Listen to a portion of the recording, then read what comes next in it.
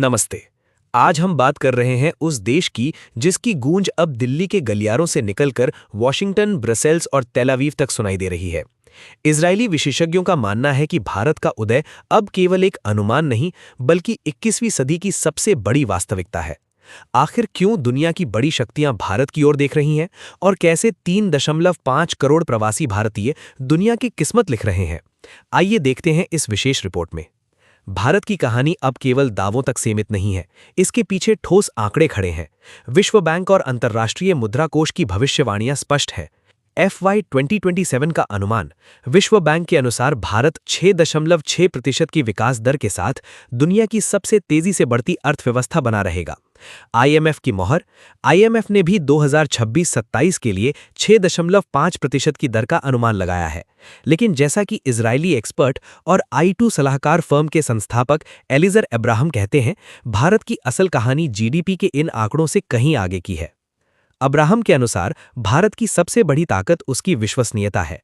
आज के ध्रुवीकृत विश्व में भारत एक अनूठा पुल यानी ब्रिज बन गया है। भारत एक ऐसा देश है जो अबू धाबी, नायरोबी या जकार्ता में अपना भरोसा खोए बिना वॉशिंगटन और ब्रसेल्स की आंखों में आंखें डालकर बात कर सकता है। आज अफ्रीका से लेकर दक्षिण पूर्व एशिया तक हर देश डिजिटल इंफ्रास्ट्रक्चर, दवा उद्योग और सुरक्षा सहयोग के लिए भारत को अपना सबसे भरोसेमंद साझीदार मान रहा है। जब दुनिया गुटों में बंट रही है, तब भारत एक न्यूट्रल पावर के रूप में सबको जोड़ने का काम कर रहा है। भारत का साइलेंट वेपन। इस रिपोर्ट का सबसे अहम हिस्सा है भारत का प्रवासी समुदाय। एलिजर अब्राहम ने इजरायल को आगाह किया है कि उसने अब तक भारत के उदय के पैमाने को पूरी तरह से नहीं पहचाना है। उनके अनुसार भारत इजरायल की साझेदारी दुनिया को बदल सकती है। स्थिरता और पैमाना। भारत इजरायल को एक स्थिर और विशाल बाजार प्रदान करता है।